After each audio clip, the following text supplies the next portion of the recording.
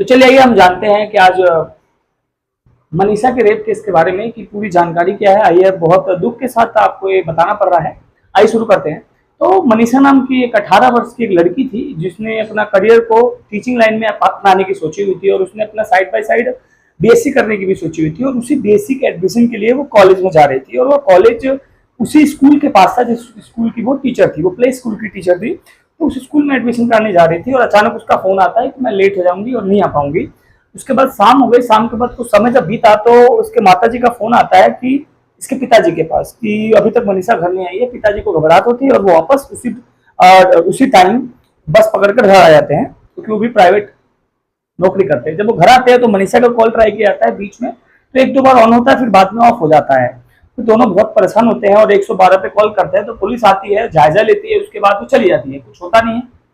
फिर जब पुलिस थाने जब पहुंचा जाता है तो पुलिस वाले यही बोलकर बात टाल देते हैं कि शायद किसी के साथ भाग गई हो। बहुत कहते हुए दुख हो रहा है कि ये जो जिस शब्द का प्रयोग किया पुलिस वालों ने बहुत ही निंदनीय है। इस बात को बहुत ज्यादा सोच समझ कर बोलना चाहिए था। और ये पुलिस वालों का काम क्या है? पुलिस वालों का काम है केवल रक्षा करना समाज के साथ, सोसाइटी के साथ, ना कि ये बोलकर टाल देना कि किसी के साथ भाग गई होगी। और इसी को ध्यान में रखते हुए वहां की सरकार ने वहां के एएसआई को और वहां के एसपी को सस्पेंड कर दिया और उसकी जगह ट्रांसफर हुआ। हालांकि इससे कुछ होने वाला नहीं है।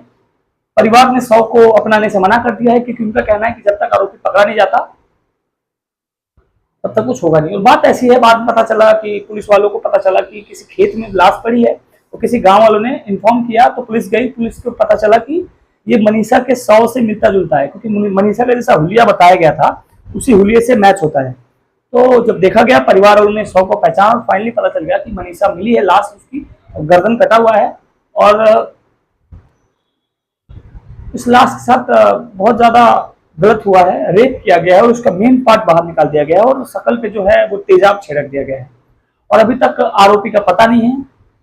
और जो मनीषा का परिवार है वो इसी बात पे बैठा है कि हमें जब तक आरोपी नहीं पकड़े जाएंगे तब तक हम लाश को अंतिम दर्शन या अंतिम विदाई नहीं दे देंगे। तो ये थी आज की पूरी जानकारी। हमें दुख बहुत ज्यादा हो रहा है सुनकर, बहुत ज्यादा अब बोलने का भी मन नहीं कर रहा है।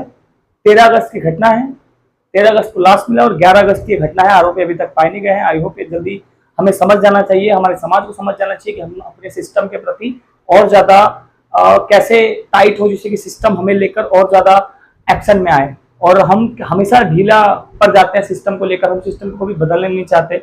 इन सब का प्रयास करना चाहिए और अभी भी हमें समझ लेना चाहिए कि सिस्टम को बदलने की हमें जरूरत है क्योंकि हम जब तक जागरूक नहीं होंगे सिस्टम हमारे पर काम नहीं करेगा। सिस्टम को ये लगता है कि वो पुलिस कोई भी आएगा कंप्लेंट लेकर थाने में तो हम बोल देंगे, डांट फटकार देंगे, वापस चला जाएगा। और ऐसा होता भी है। जब तक हम उसको सीरियस नहीं लेंगे और सिस्टम के खिलाफ कोई आवाज उठाएंगे तब तक ये काम नहीं हो सकता। और आई होप आप लोग इस बात को गहराई से लेंगे और इस बात को सीरियस लेंगे कि अब समय आ चुका है हमें जगने का, मिडिल क्लास की लड़कियों की इज्जत बचाने का, मिडिल क्लास की लाइफ को बचाने का। ऐसे कुचला नहीं जा सकता हमारी लाइफ को, हमारे गरीब के लाइफ पर ऐसे कुचला नहीं जा सकता। हम साथ मिलकर अब एक साथ आवाज प्रशासन के खिलाफ उठाएं और आई होप आप लोग भी मेरा साथ देंगे। बहुत बहुत धन्यवाद।